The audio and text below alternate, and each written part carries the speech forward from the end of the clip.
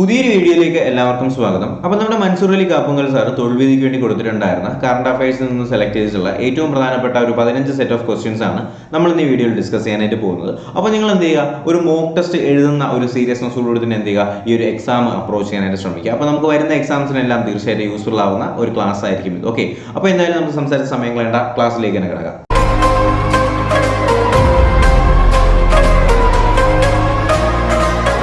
ഒന്നാമത്തെ ചോദ്യം കണ്ടോ, ഏത് സംസ്ഥാനത്തിന്റെ മുഖ്യമന്ത്രിയാണ് 1064 ആന്റി കറപ്ഷൻ എന്ന പേരിൽ അഴിമതി വിരുദ്ധ മൊബൈൽ ആപ്ലിക്കേഷൻ പുറത്തിറക്കിയത് എന്നാണ് ചോദ്യം. ചോദ്യം ശ്രദ്ധിക്കുക, ഏത് സംസ്ഥാനത്തിന്റെ മുഖ്യമന്ത്രിയാണ് 1064 ആന്റി കറപ്ഷൻ എന്ന് പറയുന്ന പേരിൽ ഒരു ആപ്ലിക്കേഷൻ, എന്താണ് ആപ്ലിക്കേഷന്റെ പ്രത്യേകത, എന്താണ് ആന്റി കറപ്ഷൻ ആപ്ലിക്കേഷന്റെ അഴിമതി വിരുദ്ധ മൊബൈൽ ആപ്ലിക്കേഷൻ ആണെന്ത് 1064 ആന്റി കറപ്ഷൻ എന്ന് പറയുന്ന ഒരു മൊബൈൽ ആപ്ലിക്കേഷൻ. അപ്പോൾ ഏത് സംസ്ഥാനമാണ് ഈ ഒരു ആപ്ലിക്കേഷൻ പുറത്തിറക്കിയത് എന്നാണ് നമ്മുടെ ചോദ്യം. നിങ്ങൾക്ക് ഈ ഓപ്ഷൻസ് വായിച്ച ശേഷം ശരി ഉത്തരം കണ്ടെത്താനായിട്ട് കഴിയുന്നുണ്ടോ എന്നുള്ള കാര്യത്തിൽ ഒന്ന് ശ്രമിച്ചു നോക്കിയേ. ഓക്കെ, അപ്പോൾ നിങ്ങൾ ശരി ഉത്തരം കണ്ടെത്തിയിട്ടുണ്ടെങ്കിൽ ഓപ്ഷൻ ഡി ആണ് ഇതിനകത്ത് ശരി ഉത്തരം വരുന്നത്, ഉത്തരാഖണ്ഡാണ് കേട്ടോ. അപ്പോൾ ശ്രദ്ധിക്കുക, ഉത്തരാഖണ്ഡിലെ മുഖ്യമന്ത്രിയാണ് എന്ത് ചെയ്യുന്നത് 1064 നമ്പർ ശ്രദ്ധിക്കണേ, കാര്യം PSC ചോദിക്കുന്നത് 1063, 64, 65 എന്നൊക്കെ ചോദിച്ചു പറയാം. 1064 നമ്പർ എന്ന് അറിഞ്ഞിരിക്കുക കേട്ടോ. 1064 ആന്റി കറപ്ഷൻ എന്ന് പറയുന്ന പേരിൽ അഴിമതി വിരുദ്ധ മൊബൈൽ ആപ്ലിക്കേഷൻ പുറത്തിറക്കിയ സംസ്ഥാനം എന്ന് ചോദിച്ചാൽ അത് ഉത്തരാഖണ്ഡിലെ ചീഫ് മിനിസ്റ്ററാണ് 1064 എന്ന പേരിൽ എന്ത് ചെയ്യുന്നത് ഒരു മൊബൈൽ ആപ്ലിക്കേഷൻ പുറത്തിറക്കുന്നത്. സെറ്റല്ലേ, വേറെ സംശയമൊന്നുമില്ലല്ലോ. രണ്ടാമത്തെ ചോദ്യത്തിലേക്ക് പോവാം. രണ്ടാമത്തെ ചോദ്യം വായിച്ചേ. UPSC അല്ലെങ്കിൽ നമ്മുടെ യൂണിയൻ പബ്ലിക് സർവീസ് കമ്മീഷൻ UPSCയുടെ പുതിയ ചെയർമാനായി നിയമിതനായ വ്യക്തി ആരെന്നാണ് ചോദ്യം. UPSCയുടെ പുതിയ ചെയർമാനായി നിയമിതനായ വ്യക്തി ആരെന്നാണ് ചോദ്യം. റീസെന്റ് ആയിട്ട് ഇപ്പോൾ കുറച്ചു കാലമായിട്ടുള്ള നമ്മുടെ UPSCയിലെ ചെയർമാൻ മാറിയിട്ട് ആരെന്നറിയാമോ? സിമ്പിൾ ആണ്. നിങ്ങൾ പത്രമൊക്കെ വായിക്കുന്നുണ്ടെങ്കിൽ നിങ്ങൾക്ക് ശരി ഉത്തരം സിമ്പിളായിട്ട് കണ്ടെത്താനായിട്ട് കഴിയും. ഓക്കെ, ഞാൻ തന്നെ ഉത്തരം പറയട്ടെ. ഓക്കെ, ആരാണ് ഇതിൽ? മനോജ് സോണിയാണ് അല്ലേ. ഓപ്ഷൻ സി ആണ് ശരി ഉത്തരം. മനോജ് സോണിയാണ് നിലവിലത്തെ UPSCയുടെ ചെയർമാൻ. PSCയുടെ ചെയർമാൻ ആരാണെന്ന് അറിയാലോ, ഞാൻ ഇടയ്ക്കിടയ്ക്ക് പറയണ്ടല്ലോ. അപ്പോൾ UPSCയുടെ ചെയർമാൻ ആരെന്ന് ചോദിച്ചാൽ അത് മനോജ് സോണിയാണ് എന്ന് അറിഞ്ഞിരിക്കുക. ഓക്കെ, സെറ്റല്ലേ. അപ്പോൾ 1064 എന്ന് പറയുന്ന ആന്റി കറപ്ഷൻ മൊബൈൽ ആപ്ലിക്കേഷൻ കൊണ്ടുവന്നത് ഉത്തരാഖണ്ഡിലെ മുഖ്യമന്ത്രിയാണ്. UPSCയുടെ പുതിയ ചെയർമാനാണ് മനോജ് സോണി. അപ്പോൾ അടുത്ത ചോദ്യത്തിലേക്ക് കടക്കുന്നതിന് മുന്നേ നിങ്ങൾ നോളജ് ഫാക്ടറി UPSC എന്ന് പറയുന്ന ഈ ചാനൽ ആദ്യമായിട്ട് കാണുന്നുള്ളവർ തീർച്ചയായിട്ടും എന്ത് ചെയ്യുക, ചാനൽ സബ്സ്ക്രൈബ് ചെയ്യുക. വീഡിയോ ലൈക്ക് ചെയ്യാതെ കാണുന്നവരുണ്ടെങ്കിൽ വീഡിയോ ലൈക്ക് ചെയ്യുക. തീർച്ചയായിട്ടും നിങ്ങൾ സുഹൃത്തുക്കളിലേക്ക് കൂടി ഈ ഒരു വീഡിയോ എത്തിച്ചു കൊടുക്കുക. അപ്പോൾ നമുക്ക് മൂന്നാമത്തെ ചോദ്യത്തിലേക്ക് കടക്കാം. ഈ വർഷത്തെ മെക്സിക്കൻ കപ്പ് കിരീടം, മെക്സിക്കൻ ഓപ്പൺ ടെന്നീസ് കിരീടം നേടിയ താരം ആരെന്നാണ് ചോദ്യം. ഈ വർഷത്തെ മെക്സിക്കൻ ഓപ്പൺ ടെന്നീസ് കിരീടം നേടിയ താരം ആരെന്നാണ് ചോദ്യം. അറിയാമോ? 4 ഓപ്ഷൻസ് കൊടുത്തിട്ടുണ്ടല്ലേ, ഒന്ന് വായിച്ച ശേഷം ശരി ഉത്തരം പറഞ്ഞേ. ഞാൻ ഓപ്ഷൻസ് വായിക്കാത്തതിന്റെ റീസൺ എന്ന് പറഞ്ഞാൽ ഞാൻ വെറുതെ തെറ്റുത്തരങ്ങൾ കൂടി വായിച്ച് നിങ്ങളുടെ മനസ്സിലൊരു നെഗറ്റീവ് ഫീലിംഗ് ഉണ്ടാക്കാതിരിക്കാൻ വേണ്ടിയാണ് എന്ത് ചെയ്യുന്നത്, ഓപ്ഷൻസ് വായിക്കാത്തത് കേട്ടോ. അപ്പോൾ ഈ വർഷത്തെ മെക്സിക്കൻ ഓപ്പൺ ടെന്നീസ് കിരീടം നേടിയത് ആരെന്ന് ചോദിക്കുകയാണെങ്കിൽ നമുക്ക് കണ്ണു അടച്ച് പറയാനായിട്ട് കഴിയും. ഓപ്ഷൻ എ ആണ് ശരി ഉത്തരം, റാഫേൽ നദാലാണ് അല്ലേ. അപ്പോൾ റാഫേൽ നദാലാണ് എന്ത് ചെയ്യുന്നത് ഈ വർഷത്തെ മെക്സിക്കൻ ഓപ്പൺ ടെന്നീസ് കിരീടം നേടുന്ന വ്യക്തി ആരെന്ന് ചോദിച്ചാൽ അത് റാഫേൽ നദാലാണെന്ന് സംശയം കൂടാതെ പറയാനായി കഴിയണം. ഓക്കെ അല്ലേ? അടുത്ത ചോദ്യത്തിലേക്ക് പോകാമല്ലോ. നാലാമത്തെ ചോദ്യം വായിച്ചേ. ഏത് രാജ്യത്ത് നിന്നുള്ള ഇന്ത്യക്കാരെ തിരികെ കൊണ്ടുവരാനാണ് ഓപ്പറേഷൻ ഗംഗ? പത്രം വായിച്ചവർക്ക് തീർച്ചയായിട്ടും ഇതിന്റെ ശരി ഉത്തരം പറയാനായിട്ട് കഴിയും.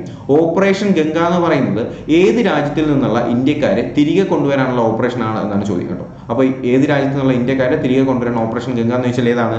സിമ്പിളായിട്ട് ശരി ഉത്തരം വായിക്കാനായിട്ട് കഴിയുന്നത് ഏതാണ്? ഓപ്ഷൻ സി ആണ് ശരി ഉത്തരം, യുക്രൈൻ ആണ് അല്ലെ. അപ്പൊ നമുക്കറിയാം യുക്രൈൻ വാർ അല്ലെ, യുക്രൈൻ റഷ്യ യുദ്ധത്തിനകത്ത് എന്ത് ചെയ്യുന്നു, ഒരുപാട് വിദ്യാർത്ഥികൾ എന്ത് ചെയ്യുന്നു, യുക്രൈനിൽ പെട്ടുപോകുന്നു. അപ്പോൾ ഈ പെട്ടുപോയ ഇന്ത്യക്കാരെ തിരിച്ച് ഇന്ത്യയിലേക്ക് കൊണ്ടുവരാൻ വേണ്ടി നടത്തിയ പ്രോഗ്രാം ആണെന്ത്, operation Ganga.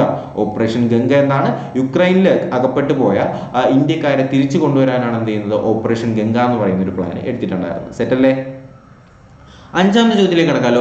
National assessment and accreditation council. നിങ്ങൾ കേട്ടിട്ടുണ്ട് കോളേജുകളിൽ നാക് വിസിറ്റ് എന്ന് പറയുന്നത് കേട്ടിട്ടുണ്ട്. നാക് വിസിറ്റിൽ A+ അക്രഡിഷൻ എന്നൊക്കെ പറഞ്ഞ് കേട്ടിട്ടില്ലേ? അപ്പോൾ ഈ നാക്കിന്റെ ഫുൾ ഫോം എന്താണെന്ന് ഒരുപക്ഷെ PSC ചോദിക്കാം.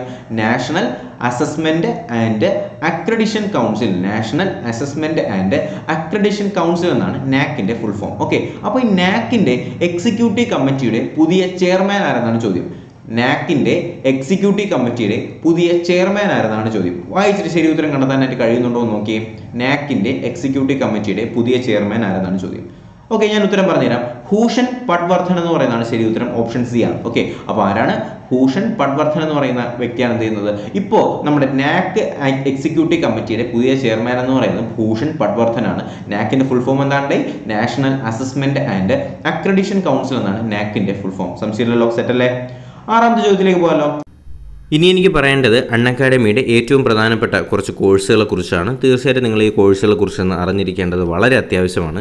കാര്യം നിലവിൽ ഇപ്പോൾ കേരള അഡ്മിനിസ്ട്രേറ്റീവ് സർവീസിലേക്ക് വേണ്ടിയിട്ടുള്ള കോഴ്സുകൾ അൺഅക്കാഡമിയിൽ സ്റ്റാർട്ട് ചെയ്തിട്ടുണ്ട്. അപ്പോൾ നിങ്ങൾക്ക് ഏറ്റവും പ്രിയപ്പെട്ട എഡ്യൂക്കേറ്റേഴ്സും വളരെ മികച്ച എഡ്യൂക്കേറ്റേഴ്സിൻ്റെയും ക്ലാസ്സുകൾ നിങ്ങൾക്ക് അൺഅക്കാഡമിയിൽ അവൈലബിൾ ആയിരിക്കും. കൂടാതെ തന്നെ നിങ്ങൾക്ക് ആരംഭം എന്ന പേരിലുള്ള 55 ദിവസത്തേക്കുള്ള 10th ലെവൽ പ്രിലിംസിൻ്റെ ഫുൾ സിലബസ് കവർ ചെയ്യുന്ന ഒരു കോഴ്സ് അവൈലബിൾ ആണ്. ദൗത്യം എന്ന പേരിലുള്ള 150 ദിവസത്തേക്കുള്ള ഡിഗ്രി ലെവൽ പ്രിലിംസിൻ്റെയും മെയിൻസിൻ്റെയും ആയിട്ടുള്ള കോഴ്സ് അവൈലബിൾ ആണ്. അതിലേക്ക് ഞാനും നിങ്ങൾക്ക് പഠിപ്പിക്കാനുണ്ട്. ഞാൻ നിങ്ങൾക്ക് കറണ്ട് അഫയേഴ്സാണ് പഠിപ്പിക്കാനായിട്ടുള്ളത്. അപ്പോൾ തീർച്ചയായിട്ടും എന്ത് ചെയ്യുക, ഈ കോഴ്സിലേക്ക് നിങ്ങൾ എല്ലാവരും ജോയിൻ ചെയ്യുക. എൻ്റെ ക്ലാസ്സുകൾ നിങ്ങൾക്ക് ഇനി അൺഅക്കാഡമിയിലും അവൈലബിൾ ആയിരിക്കും.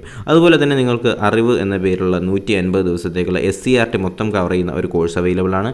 ദൗത്യം എന്ന പേരിലേക്കുള്ള 150 ദിവസത്തേക്കുള്ള ഡിഗ്രി ലെവലിൻ്റെ ഒരു കോഴ്സ് നിങ്ങൾക്ക് അവൈലബിൾ ആണ്. പോരാത്തതിന് ഉയരെ എന്ന് പറയുന്ന ഒരു കോഴ്സ് ഉണ്ട്. ഉയരെ എന്ന് പറയുന്ന ഈ കോഴ്സ് എന്ന് പറഞ്ഞാൽ KS എക്സാമിൻ്റെ ആണ് കേട്ടോ, ഉയരെ. അപ്പോൾ ഇതിനും ഒരുപാട് ആൾക്കാർ, ഇത് പ്രിലിംസ് കംസ് മെയിൻസ് ബാച്ചാണ്. തീർച്ചയായിട്ടും അതിലേക്കും നിങ്ങൾ എന്ത് ചെയ്യുക, ജോയിൻ ചെയ്യാനായിട്ട് ശ്രമിക്കുക. അതുപോലെ തന്നെ ബിവറേജസ് LD ഒക്കെ താല്പര്യമുള്ളവർക്ക് അതിനകത്ത് വേണ്ടിയിട്ട് നിങ്ങൾക്ക് ബിവ്കോ LD എക്സാമിലേക്കുള്ള ജേതാവ് എന്ന പേരിലുള്ള 100 ദിവസത്തെ കോഴ്സ് അവൈലബിൾ ആണ്. അറിവ് എന്ന പേരിലുള്ള 120 ദിവസത്തെ കോഴ്സ്, അത് കേരള SCRT കംപ്ലീറ്റ് കവർ ചെയ്യുന്ന അറിവ് എന്ന പേരിലുള്ള ഒരു കോഴ്സ് അവൈലബിൾ ആണ്. അതുപോലെ ഒരുപാട് ടെസ്റ്റ് സീരീസും അതുപോലെ തന്നെ പ്ലസ് ടെസ്റ്റുകളും നിങ്ങൾക്ക് തീർച്ചയായിട്ടും നമ്മുടെ അൺഅക്കാഡമിയിൽ കൊടുക്കുന്നതായിരിക്കും. പോരാത്തതിന് നിങ്ങൾക്ക് ഞാൻ പറയുന്ന ഈ ഒരു കോഡ് കൂടി നിങ്ങളൊന്ന് ശ്രദ്ധിക്കുക. കാര്യം നിങ്ങൾക്ക് ഏറ്റവും നല്ല ഓഫർ ലഭിക്കാനായിട്ട് HPL10 എന്ന് പറയുന്ന ഈ കോഡ് ഒന്ന് ഉപയോഗിക്കാനായിട്ട് മറക്കരുത് കേട്ടോ. ഞാനൊന്നും കൂടി പറഞ്ഞുതരാം. HPL10 എന്ന് പറയുന്ന ഈ ഒരു കോഡ് നിങ്ങൾ ഉപയോഗിക്കുകയാണെങ്കിൽ നിങ്ങൾക്ക് 10% മുതൽ 20% വരെ ഉള്ള ഓഫറുകൾ നിങ്ങൾക്ക് ലഭിക്കുന്നതായിരിക്കും. പോരാത്തതിന് നിങ്ങൾ അൺഅക്കാഡമിയുടെ യൂസർ ആണെങ്കിൽ നിങ്ങൾക്ക് 29% വരെ നിങ്ങൾക്ക് ഡിസ്കൗണ്ട് ലഭിക്കാനുള്ള സാധ്യതകളുമുണ്ട്. ഓക്കെ, അപ്പോൾ ഇതാണ് നിലവിലത്തെ നമ്മുടെ പ്ലാൻസ്. ഇതൊക്കെയാണ് കണ്ടല്ലോ. നിങ്ങൾക്ക് എൻ്റെ ഈ ഒരു കോഡ് HPL10 എന്ന് പറയുന്ന ഈ ഒരു കോഡ് ഉപയോഗിക്കുകയാണെങ്കിൽ നിങ്ങൾക്ക് ഈ ഒരു പ്രൈസിൻ്റെ ഒരു കുറവിനകത്ത് നിങ്ങൾക്ക് അൺഅക്കാഡമിയിലേക്ക് ജോയിൻ ചെയ്യാനായിട്ട് കഴിയുന്നതായിരിക്കും. അപ്പോൾ തീർച്ചയായിട്ടും എല്ലാവരും ഈ ഒരു അവസരം നല്ലപോലെ തന്നെ യൂസ് ചെയ്യുക, അൺഅക്കാഡമി മെമ്പർ ആവുക. എൻ്റെ ക്ലാസ്സുകൾ നിങ്ങൾക്ക് അൺഅക്കാഡമിയിലും അവൈലബിൾ ആയിരിക്കും. അതുകൂടി നിങ്ങൾ എന്ത് ചെയ്യുക, കാണാനായിട്ട് ശ്രമിക്കുക. ഓക്കെ, അപ്പോൾ എൻ്റെ പ്രൊഫൈലിൽ എൻ്റെ പേര് ഹരിശങ്കർ PL എന്നാണ്. നിങ്ങൾ തീർച്ചയായിട്ടും എന്ത് ചെയ്യുക, അൺഅക്കാഡമിയുടെ ആപ്ലിക്കേഷൻ ഒന്ന് ഡൗൺലോഡ് ചെയ്ത ശേഷം ഹരിശങ്കർ PL എന്ന് സെർച്ച് ചെയ്ത ശേഷം പ്രൊഫൈൽ കൂടി ഫോളോ ചെയ്യുകയാണെങ്കിൽ ഞാൻ എടുക്കുന്ന അൺഅക്കാഡമിയുടെ ഫ്രീ ക്ലാസ്സസ് നിങ്ങൾക്ക് അൺഅക്കാഡമിയിൽ അവൈലബിൾ ആയിരിക്കും. അപ്പോൾ തീർച്ചയായിട്ടും എല്ലാവരും ഇതൊക്കെ ചെയ്യുമെന്ന് തന്നെ പ്രതീക്ഷിക്കുന്നു. ആറാമത്തെ ചോദ്യം ഒന്ന് വായിച്ചേ. നർമ്മദാ നദിയുടെ തീരത്ത് ഇന്ത്യയിലെ ആദ്യത്തെ ജിയോളജിക്കൽ പാർക്ക് സ്ഥാപിക്കുന്നതിന് ജിയോളജിക്കൽ സർവേ ഓഫ് ഇന്ത്യ അംഗീകാരം നൽകിയ സംസ്ഥാനം ഏതെന്നാണ് ചോദ്യം. അപ്പോൾ അറിയാം, നമുക്ക് ഈ നദികളുടെ തീരത്തൊക്കെ നമുക്ക് എന്ത് ചെയ്യാനായിട്ട് കഴിയത്തില്ല, ജിയോളജിക്കൽ പാർക്കൊക്കെ സ്ഥാപിക്കാനായിട്ട് ബുദ്ധിമുട്ടാണ്. അപ്പോൾ നമ്മുടെ നർമ്മദാ നദിയുടെ തീരത്ത് ഒരു ജിയോളജിക്കൽ പാർക്ക് സ്ഥാപിക്കുന്നതിനായിട്ട് നമ്മുടെ ജിയോളജിക്കൽ സർവേ ഓഫ് ഇന്ത്യ എന്ത് ചെയ്യുന്നു, ഒരു സംസ്ഥാനത്തിന് അംഗീകാരം കൊടുക്കുന്നു. ഏതാണ് ആ സംസ്ഥാനം എന്നാണ് നമ്മുടെ ആറാമത്തെ ചോദ്യം. ശരി ഉത്തരം നിങ്ങളെ കൊണ്ട് കണ്ടെത്താനായിട്ട് കഴിഞ്ഞോ? ഞാൻ ഉത്തരം പറയട്ടെ. ഉത്തരം ഓപ്ഷൻ D ആണ് വരുന്നത്. മധ്യപ്രദേശാണ് കേട്ടോ. അപ്പം മധ്യപ്രദേശാണ് എന്ത് ചെയ്യുന്നത്, ജിയോളജിക്കൽ സർവേ ഓഫ് ഇന്ത്യ അംഗീകാരം കൊടുക്കുന്നത്. എന്തിനു വേണ്ടിയാണ്? ഒരു ജിയോളജിക്കൽ പാർക്ക് എവിടെ സ്ഥാപിക്കാൻ? നർമ്മദാ നദിയുടെ തീരത്ത് സ്ഥാപിക്കാൻ. ഓക്കെ, അപ്പം നർമ്മദാ നദിയുടെ തീരത്ത് ഇന്ത്യയുടെ ആദ്യത്തെ ജിയോളജിക്കൽ പാർക്ക് സ്ഥാപിക്കുന്നതിന് ജിയോളജിക്കൽ സർവേ ഓഫ് ഇന്ത്യ അംഗീകാരം കൊടുത്തത് ഏത് സംസ്ഥാനത്തിനാണ് എന്ന് ചോദിച്ചാൽ അത് മധ്യപ്രദേശാണെന്ന് അറിഞ്ഞിരിക്കുക. വളരെ പ്രധാനപ്പെട്ട ഒരു ചോദ്യമാണ്. ഓക്കെ, ഏഴാമത്തെ ചോദ്യത്തിലേക്ക് കടക്കാം.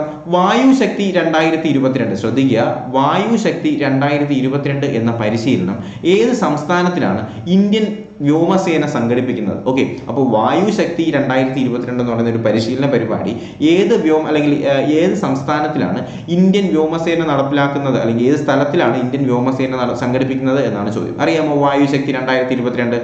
ഓപ്ഷൻസ് വായിച്ച് ശരി ഉത്തരം കണ്ടെത്താനായിട്ടൊന്ന് ശ്രമിച്ചേ. വായുശക്തി 2022 ഏത് സ്ഥലത്തിലാണ്? ഞാൻ പറയട്ടെ, ജയ്സാൽമീരാണ് കേട്ടോ. അപ്പോൾ ഓപ്ഷൻ A ആണ് ശരി ഉത്തരം. ജയ്സാൽമീറിലാണ് എന്ത് ചെയ്യുന്നത്, വായുശക്തി 2022 എന്ന് പറയുന്ന ഒരു പരിശീലന പരിപാടി ഇന്ത്യൻ എയർഫോഴ്സ് അല്ലെങ്കിൽ ഇന്ത്യൻ വ്യോമസേന സംഘടിപ്പിക്കുന്നത് ജയ്സാൽമീറിലാണ് എന്ന് അറിഞ്ഞിരിക്കുക. വളരെ പ്രധാനപ്പെട്ട ചോദ്യമാണ്. ഈ വായുശക്തി 2022 ജയ്സാൽമീറിലാണ്. ആരാണ് സംഘടിപ്പിക്കുന്നത്? ഇന്ത്യൻ വ്യോമസേനയാണ്. സെറ്റല്ലേ? അടുത്ത ചോദ്യത്തിലേക്ക് കടക്കാം. അടുത്ത ചോദ്യം ശ്രദ്ധിച്ചേ. 2022 സംസ്ഥാന കളരിപ്പയറ്റ് ചാമ്പ്യൻഷിപ്പിൽ ഓവറോൾ കിരീടം നേടിയ ജില്ല ഏതാണ്? 2022 സംസ്ഥാന കളരിപ്പയറ്റ് ചാമ്പ്യൻഷിപ്പിൽ ഓവറോൾ കിരീടം നേടിയ ജില്ല ഏതെന്നാണ് നമ്മുടെ എട്ടാമത്തെ ചോദ്യം. ശരി ഉത്തരം കിട്ടിയോ? ഏത് ജില്ലയാണ് കളരിപ്പയറ്റ് ചാമ്പ്യൻഷിപ്പിൽ ഓവറോൾ കിരീടം നേടിയത്? നമുക്ക് പറയാം കോഴിക്കോടാണ്. കോഴിക്കോടാണ് എന്ത് ചെയ്യുന്നത്, കളരിപ്പയറ്റ് ചാമ്പ്യൻഷിപ്പിൽ ഓവറോൾ കിരീടം നേടിയ സംസ്ഥാന ജില്ല ഏതാണ്? കോഴിക്കോട് ജില്ലയാണ് എന്ന് അറിഞ്ഞിരിക്കുക. ഓക്കെ, അപ്പോൾ നമ്മൾ 8 കറണ്ട് അഫയർ ചോദ്യങ്ങളാണ് ഇന്ന് നോക്കിയത്. അപ്പോൾ ഇനിയും ചോദ്യങ്ങളുണ്ട്, ആരും പോകരുത്. ഇനിയും ചോദ്യങ്ങളാണ്, 15 ചോദ്യങ്ങളാണ് നമ്മൾ ഡിസ്കസ് ചെയ്യുന്നത്. 8 ചോദ്യങ്ങൾ ഒന്നും കൂടി റിപ്പീറ്റ് ചെയ്യാം. ഏത് സംസ്ഥാനത്തിന്റെ മുഖ്യമന്ത്രിയാണ് 1064 എന്ന് പറയുന്ന ആന്റി കറപ്ഷൻ ആപ്പ് കൊണ്ടുവന്നതെന്ന് ചോദിക്കുകയാണെങ്കിൽ ഉത്തരാഖണ്ഡിലെ ചീഫ് മിനിസ്റ്ററാണ്. UPSCയുടെ പുതിയ ചെയർമാൻ മനോജ് സോണിയാണെന്ന് പറഞ്ഞു. ഈ വർഷത്തെ നമ്മുടെ മെക്സിക്കൻ ഓപ്പൺ ടെന്നീസ് കിരീടം നേടിയത് റാഫേൽ നദാലാണ്. ഏത് രാജ്യത്ത് നിന്നുള്ള ഇന്ത്യ അല്ലെങ്കിൽ എവിടെ കുടുങ്ങിയ ഇന്ത്യക്കാരെ തിരിച്ചെത്തിക്കാനാണ് ഓപ്പറേഷൻ ഗംഗ? യുക്രൈനാണ് അല്ലെ. പിന്നെ എന്ന് പറഞ്ഞു, നാക്കിന്റെ എക്സിക്യൂട്ടീവ് കമ്മിറ്റിയുടെ പുതിയ ചെയർമാനാണ് ഭൂഷൺ പട്വർദ്ധൻ എന്ന് പറഞ്ഞിട്ടുണ്ടായിരുന്നു. പിന്നെ നർമ്മദ നദിയുടെ തീരത്ത് ജിയോളജിക്കൽ പാർക്ക്, ഇന്ത്യയിലെ ആദ്യത്തെ ജിയോളജിക്കൽ പാർക്ക് സ്ഥാപിക്കുന്നതിന് ജിയോളജിക്കൽ സർവേ ഓഫ് ഇന്ത്യ അംഗീകാരം കൊടുത്തത് ഏത് സംസ്ഥാനത്തിന് ചോദിച്ചാൽ അത് നമ്മുടെ മധ്യപ്രദേശിനാണെന്ന് പറഞ്ഞു. വായുശക്തി 2022 എന്ന് പറയുന്ന വ്യോമസേന പരിശീലനം സംഘടിപ്പിക്കുന്നത് ജയ്സാൽമീറിലാണ്. പിന്നെ 2022 സംസ്ഥാന കളരിപ്പയറ്റ് ചാമ്പ്യൻഷിപ്പ് ഓവറോൾ കിരീടം നേടുന്ന ജില്ല കോഴിക്കോടാണ്. ഓക്കെ, അപ്പോൾ നമ്മൾ ഇനി നോക്കുന്നത് കേരള ചരിത്രവുമായിട്ട് ബന്ധപ്പെടുത്തിയിട്ടുള്ള കുറച്ച് ചോദ്യങ്ങളാണ്. ഒന്ന് ശ്രദ്ധിച്ചേ, ജാതിക്കെതിരെ പറഞ്ഞുകൊണ്ടിരുന്നാൽ മാത്രം പോരാ, മറിച്ച് നമ്മുടെ അനുയായികളുടെ മനസ്സിൽ നിന്ന് തന്നെ അത് നീക്കം ചെയ്യാൻ വേണ്ടത് പ്രവർത്തിക്കേണ്ടതുണ്ട് എന്ന് ശ്രീനാരായണ ഗുരു ആരോടാണ് പറഞ്ഞതെന്നാണ് ചോദ്യം. വളരെ പ്രധാനപ്പെട്ട ചോദ്യമാണ്. ജാതിക്കെതിരെ നമ്മൾ സംസാരിച്ചുകൊണ്ടിരുന്നാൽ മാത്രം പോരാ, അത് നമ്മുടെ അനുയായികളുടെ മനസ്സിൽ നിന്ന് തന്നെ നീക്കം ചെയ്യാൻ വേണ്ട കാര്യങ്ങളൊക്കെ പ്രവർത്തിക്കേണ്ടതുണ്ട് എന്ന് ശ്രീനാരായണ ഗുരു ആരോടാണ് പറഞ്ഞത് എന്നാണ് നമ്മുടെ 9ാമത്തെ ചോദ്യം. അപ്പോൾ 4 ഓപ്ഷൻസ് ഉണ്ട് ശരി ഉത്തരം കണ്ടെത്താനായിട്ട്. ഒന്ന് ശ്രമിച്ചേ, ഏതാണ് ശരി ഉത്തരം വരുന്നത്? ഓപ്ഷൻ സി ആണ് അല്ലേ, നമ്മുടെ സഹോദരൻ അയ്യപ്പൻ്റെ അടുത്താണ് കേട്ടോ. ഓപ്ഷൻ സി ആണ് ശരി ഉത്തരം. സഹോദരൻ അയ്യപ്പനോടാണ് എന്ത് ചെയ്യുന്നത്? ശ്രീനാരായണ ഗുരു പറയുന്നത് ജാതിക്കെതിരെ പറഞ്ഞുകൊണ്ടിരുന്നാൽ മാത്രം പോരാ, മറിച്ച് നമ്മുടെ അനുയായികളുടെ മനസ്സിൽ നിന്ന് തന്നെ അത് നീക്കം ചെയ്യാൻ വേണ്ടത് പ്രവർത്തിക്കേണ്ടതുണ്ട് എന്ന് നമ്മുടെ ശ്രീനാരായണ ഗുരു ആരോടാണ് പറഞ്ഞതെന്ന് ചോദിച്ചാൽ അത് നമ്മുടെ സഹോദരൻ അയ്യപ്പനോടാണ്. അറിഞ്ഞിരിക്കുക. സെറ്റല്ലേ? അടുത്ത 10ാമത്തെ ചോദ്യം ഒന്ന് വായിച്ചേ. ഈസ്റ്റ് ഇന്ത്യ കമ്പനി നമ്മുടെ പാണ്ഡികശാലകൾ എന്താണ് പാണ്ഡികശാലകൾ ആരംഭിക്കാനുള്ള അനുമതി കരസ്ഥമാക്കിയ കേന്ദ്രങ്ങൾ ഏതൊക്കെയെന്നാണ് ചോദ്യം. ശ്രദ്ധിക്കുക, ഈസ്റ്റ് ഇന്ത്യ കമ്പനി പാണ്ഡികശാലകൾ പാണ്ഡികശാലകൾ ആരംഭിക്കാനുള്ള അനുമതി കരസ്ഥമാക്കിയ കേന്ദ്രങ്ങൾ ഏതൊക്കെയെന്നാണ് ചോദ്യം. 4 ഓപ്ഷൻസ് ഉണ്ട്, പെട്ടെന്ന് ശരി ഉത്തരം കണ്ടെത്താനായിട്ടൊന്ന് ശ്രമിച്ചേ. ഈസ്റ്റ് ഇന്ത്യ കമ്പനി പാണ്ഡികശാലകൾ ആരംഭിക്കാൻ അനുമതി കരസ്ഥമാക്കിയ കേന്ദ്രങ്ങൾ ഏതൊക്കെയെന്നാണ് ചോദ്യം. ഞാൻ പറയട്ടെ ഇതിൽ തലശ്ശേരി ശരി ഉത്തരമാണ് കേട്ടോ. തലശ്ശേരി വരുന്നുണ്ട്. അഞ്ചുതെങ്ങില് ശരി ഉത്തരമാണ്, അഞ്ചുതെങ്ങിലും വരുന്നുണ്ട്. വിഴിഞ്ഞവും ശരി ഉത്തരമാണ്. 1, 3, 4 ഇതിനകത്ത് ശരി ഉത്തരം വരും കേട്ടോ. 10, 1, 3, 4 ശരി ഉത്തരം വരുന്നത്. ഓപ്ഷൻ സി ആണ് ഇതിനകത്ത് ശരി ഉത്തരം. ഓക്കെ, പൊന്നാനിയിൽ ഇല്ല, പൊന്നാനി നിങ്ങളൊന്ന് പറഞ്ഞേക്കുക. അപ്പോൾ ഈസ്റ്റ് ഇന്ത്യ കമ്പനി പാണ്ഡികശാലകൾ ആരംഭിക്കാൻ അനുമതി കരസ്ഥമാക്കിയ കേന്ദ്രങ്ങൾ ചോദിക്കുകയാണെങ്കിൽ 1 തലശ്ശേരി, 2 വിഴിഞ്ഞം, 3 അഞ്ചുതെങ്ങ്. സെറ്റല്ലേ? അപ്പോൾ പാണ്ഡികശാലകൾ, ഈസ്റ്റ് ഇന്ത്യ കമ്പനി പാണ്ഡികശാലകൾ, തലശ്ശേരി, വിഴിഞ്ഞം, അഞ്ചുതെങ്ങ്. ഓക്കെ, അടുത്തിനി 11ാമത്തെ ചോദ്യം. ആലുവ അദ്വൈതാശ്രമത്തിന്റെ പ്രമാണവാക്യം എന്താണെന്നാണ് ചോദ്യം. 3 ഓപ്ഷൻസേ ഉള്ളൂ, പെട്ടെന്ന് ശരി ഉത്തരം പറയാം. ആലുവ അദ്വൈതാശ്രമത്തിന്റെ പ്രമാണവാക്യം എന്താണ്? ഞാൻ പറയട്ടെ ആലുവ അദ്വൈതാശ്രമത്തിന്റെ പ്രമാണവാക്യം എന്താണെന്ന്. അപ്പോൾ ഇതിനകത്ത് ഓപ്ഷൻ ബി എഴുതിയവർക്ക് ശരി ഉത്തരമാണ്. ഓം സാഹോദര്യം സർവത്ര എന്നാണ് കേട്ടോ. അപ്പോൾ ഓം സാഹോദര്യം സർവത്ര എന്നാണ് നമ്മുടെ ആലുവ അദ്വൈതാശ്രമത്തിന്റെ പ്രമാണവാക്യം. സെറ്റല്ലേ? ആലുവ അദ്വൈതാശ്രമത്തിന്റെ പ്രമാണവാക്യം എന്താണ്ടേ? ഓം സാഹോദര്യം സർവത്ര എന്നാണ് കേട്ടോ, തെറ്റിക്കരുത്. ഓം സാഹോദര്യം സർവത്ര ആലുവ അദ്വൈതാശ്രമത്തിന്റെ പ്രമാണവാക്യമാണെന്ന് അറിഞ്ഞിരിക്കുക. 12ാമത്തെ ചോദ്യം. 1920 മലബാർ രാഷ്ട്രീയ സമ്മേളനം നടന്ന സ്ഥലം ഏതെന്നാണ് ചോദ്യം. 1920 മലബാർ രാഷ്ട്രീയ സമ്മേളനം നടന്ന സ്ഥലം ഏതെന്നാണ് ചോദ്യം. ഇതിനെക്കുറിച്ച് ഞാൻ എൻ്റെ മലബാർ കലാപം എന്ന് പറയുന്ന ഒരു ക്ലാസ് ഉണ്ടായിരുന്നു. ആ ക്ലാസ്സിനകത്ത് ഞാൻ ഓൾറെഡി പഠിപ്പിച്ചതാണ്. 1920 മലബാർ രാഷ്ട്രീയ സമ്മേളനം നടന്ന സ്ഥലം ഏതെന്നാണ് നമ്മുടെ 12ാമത്തെ ചോദ്യം. ഒന്ന് ശരി ഉത്തരം കണ്ടെത്താനായിട്ടൊന്ന് ശ്രമിച്ചേ. പറയട്ടെ, മലബാർ രാഷ്ട്രീയ സമ്മേളനം നടന്നത് എവിടെയാണ്ടേ? നമ്മുടെ മഞ്ചേരിയിലാണ് കേട്ടോ. നമ്മുടെ മലപ്പുറം മഞ്ചേരിയിലാണ് എന്ത് ചെയ്യുന്നത്? 1920 മലബാർ രാഷ്ട്രീയ സമ്മേളനം നടക്കുന്നത് മഞ്ചേരിയിലാണ് എന്നൊന്ന് അറിഞ്ഞിരിക്കുക. വളരെ പ്രധാനപ്പെട്ട ഒരു ചോദ്യമാണ്. 13ാമത്തെ ചോദ്യത്തിലേക്ക് കിടക്കാമല്ലോ. ഐത്തോച്ചാടനത്തിനെതിരെ പ്രമേയം പാസാക്കിയ കോൺഗ്രസ് സമ്മേളനം ഏതാണ്? ഐത്തോച്ചാടനത്തിനെതിരെ പ്രമേയം പാസാക്കിയ കോൺഗ്രസ് സമ്മേളനം ഏതെന്നാണ് ചോദ്യം. അറിയാമോ ഏത് കോൺഗ്രസ് സമ്മേളനമാണ് ഐത്തോച്ചാടനത്തിനെതിരെ പ്രമേയം പാസാക്കിയത്? ഒന്ന് വായിച്ച ശേഷം ശരി ഉത്തരം കണ്ടെത്താനായിട്ട് ശ്രമിച്ചേ. പറയട്ടെ, 1923 കാക്കിനട സമ്മേളനം. ഓപ്ഷൻ ഡി ആണ് ശരി ഉത്തരം. കാക്കിനട സമ്മേളനം നടക്കുന്ന വർഷം ഏതാണ്ട് 1923 ഈ കാക്കിനട സമ്മേളനം നടക്കുന്നത്. ഈ കാക്കിനട സമ്മേളനത്തിൽ വെച്ചാണ് എന്ത് ചെയ്യുന്നത്? ഐത്തോച്ചാടനത്തിനെതിരെ പ്രമേയം പാസാക്കാനായി തീരുമാനിച്ച കോൺഗ്രസ് സമ്മേളനം ചോദിക്കുകയാണെങ്കിൽ അത് 1923 കാക്കിനട സമ്മേളനമാണെന്ന് അറിഞ്ഞിരിക്കുക. വളരെ പ്രധാനപ്പെട്ട ചോദ്യമാണ്. 14ാമത്തെ ചോദ്യം വായിച്ചേ. TR കൃഷ്ണസ്വാമി അയ്യരുമായി ബന്ധപ്പെട്ട പ്രസിദ്ധീകരണം ഏതാണ്? ശ്രദ്ധിക്കുക, അദ്ദേഹത്തിന്റെ പേരൊന്ന് ശ്രദ്ധിക്കുക. TR കൃഷ്ണസ്വാമി അയ്യർ. ഇത് ഞാൻ ഡിസ്കസ് ചെയ്ത ക്വസ്റ്റ്യൻ ആണ്. TR കൃഷ്ണസ്വാമി അയ്യർ. അപ്പോൾ ഒന്ന് പറഞ്ഞേ, TR കൃഷ്ണസ്വാമി അയ്യരുമായി ബന്ധപ്പെട്ട പ്രസിദ്ധീകരണം ഏതാണെന്ന് പറഞ്ഞേ. പറയട്ടെ, ഞാൻ പറയട്ടെ, ഇതിൽ ഓപ്ഷൻ സി എഴുതിയവർക്ക് ശരി ഉത്തരം യുവഭാരതമാണ് കേട്ടോ. അപ്പോൾ യുവഭാരതം എന്ന് പറയുന്ന കൃതി അല്ലെങ്കിൽ പ്രസിദ്ധീകരണം നടത്തുന്ന ആരാണ്? നമ്മുടെ TR കൃഷ്ണസ്വാമി അയ്യരുമായി ബന്ധപ്പെട്ട പ്രസിദ്ധീകരണമാണെന്ത്? യുവഭാരതം എന്ന് അറിഞ്ഞിരിക്കുക. വളരെ പ്രധാനപ്പെട്ട ഒരു ചോദ്യമാണ്. TR കൃഷ്ണസ്വാമി അയ്യർ, യുവഭാരതം. ഓക്കെ അല്ലേ? അപ്പോൾ നമ്മുടെ ലാസ്റ്റ് ക്വസ്റ്റ്യൻ 15ാമത്തെ ചോദ്യം എന്താണ്? AR നേപ്പ് കമ്മീഷൻ, ഞാൻ ഓൾറെഡി പറഞ്ഞിട്ടുണ്ടായിരുന്നു. നേപ്പ് കമ്മീഷൻ, ഞാൻ തേപ്പ് കമ്മീഷൻ എന്നൊക്കെ ഞാൻ പറഞ്ഞിട്ടുണ്ടായിരുന്നു അല്ലേ? AR നേപ്പ് കമ്മീഷൻ എന്തുമായി ബന്ധപ്പെട്ടിരിക്കുന്നതാണ് ചോദ്യം. ഇതിന്റെ ക്ലാസ് ഞാൻ ഓൾറെഡി എടുത്താണ്. ഈ ഒരു ടോപ്പിക്കിനെ കുറിച്ചുള്ള ക്ലാസ് വളരെ ഡീറ്റെയിൽ ആയി എടുത്തതാണ്. AR നേപ്പ് കമ്മീഷൻ എന്തുമായി ബന്ധപ്പെട്ടിരിക്കുന്നു? ശരി ഉത്തരം കിട്ടിയോ? അപ്പോൾ നമ്മുടെ മലബാർ കലാപവുമായിട്ട് ബന്ധപ്പെടുത്തി നമുക്ക് പറയാനായിട്ട് കഴിയും. അപ്പോൾ ശരി ഉത്തരം കിട്ടിയോ? ഏതാണ്? നമ്മുടെ വാഗൺ ട്രാജഡിയാണ് അല്ലേ? അപ്പോൾ ഓപ്ഷൻ സി ആണ് ശരി ഉത്തരം. വാഗൺ ട്രാജഡിയുമായി ബന്ധപ്പെടുത്തിയിട്ട് അല്ലെങ്കിൽ വാഗൺ ട്രാജഡിയെ കുറിച്ച് അന്വേഷിക്കാനായി നിയമിച്ച കമ്മീഷനാണ് എന്ത്? AR Knapp commission. Wagon tragedy ഒരു തേപ്പാണല്ലേ? ഒരുപാട് പേര്, ഏകദേശം 72ഓളം ആൾക്കാർ എന്ത് ചെയ്യുന്നു? ഒരു ബോഗിക്കകത്ത് മരിച്ചു പോകുന്നു അല്ലേ? അപ്പോൾ നമുക്കറിയാം, അതിനെക്കുറിച്ച് ഞാനൊരു ക്ലാസ് എടുത്തിട്ടുള്ളതാണ്. അപ്പോൾ AR നേപ്പ് കമ്മീഷൻ എന്തുമായി ബന്ധപ്പെട്ടിരിക്കുന്നു എന്ന് ചോദിച്ചാൽ അത് വാഗൺ ട്രാജഡിയുമായി ബന്ധപ്പെട്ടിരിക്കുന്നതാണ് കേട്ടോ. അപ്പോൾ നമ്മൾ ഇന്ന് ഡിസ്കസ് ചെയ്തത് 15 പ്രധാനപ്പെട്ട ചോദ്യങ്ങളാണ്. അപ്പോൾ ഈ ചോദ്യങ്ങൾ അല്ലെങ്കിൽ ഈ കറണ്ട് അഫെയറും ഈ ഒരു കേരള ചരിത്രവുമായിട്ട് ബന്ധപ്പെടുത്തിയിട്ടുള്ള ഈ ചോദ്യങ്ങൾ നിങ്ങൾക്ക് തീർച്ചയായിട്ടും ഉപയോഗപ്പെട്ടു, ഫലപ്രദമായി എന്ന് തന്നെ വിശ്വസിക്കുകയാണ്. അപ്പോൾ ഞാൻ ഓൾറെഡി നമ്മുടെ അപ്ഡേറ്റും കാര്യങ്ങളൊക്കെ ചാനൽ മുഖാന്തരം നിങ്ങൾ അറിയിച്ചുകൊണ്ടിരിക്കുകയാണ്. അപ്പോൾ നിങ്ങൾക്ക് തീർച്ചയായിട്ടും എന്ത് ചെയ്യുക? കൂടുതൽ അപ്ഡേറ്റ് ലഭിക്കുന്നതിനായിട്ട് നമ്മുടെ ടെലഗ്രാം ചാനലിലേക്ക് ഒന്ന് ജോയിൻ ചെയ്യുക. ടെലഗ്രാം ചാനലിലേക്ക് ജോയിൻ ചെയ്യാനുള്ള ലിങ്ക് ഞാൻ നമ്മുടെ ഡിസ്ക്രിപ്ഷൻ ബോക്സിൽ കൊടുത്തേക്കാം കേട്ടോ. അപ്പോൾ നിങ്ങൾക്ക് വീഡിയോ ഇഷ്ടമായെങ്കിൽ തീർച്ചയായിട്ടും നിങ്ങളുടെ അഭിപ്രായം വളരെ വിലപ്പെട്ടതാണ്. നിങ്ങളുടെ അഭിപ്രായം എന്ത് ചെയ്യുക? തീർച്ചയായിട്ടും കമൻറ്റായിട്ട് രേഖപ്പെടുത്തുക. അപ്പോൾ ഈ വീഡിയോ ഇഷ്ടമായെങ്കിൽ എന്ത് ചെയ്യുക? ലൈക്ക് ചെയ്യുക, ചാനൽ സബ്സ്ക്രൈബ് ചെയ്യുക, തീർച്ചയായിട്ടും നിങ്ങളുടെ സുഹൃത്തുക്കളിലേക്ക് കൂടി വീഡിയോ എത്തിച്ചു കൊടുക്കുക. അപ്പോൾ നമുക്ക് പുതിയൊരു വീഡിയോയും ക്ലാസ്സും ഒക്കെ ആയിട്ട് നമുക്ക് ഉടനെ തന്നെ കാണാം. അതുവരേക്കും എല്ലാവർക്കും good bye, bye bye, take care.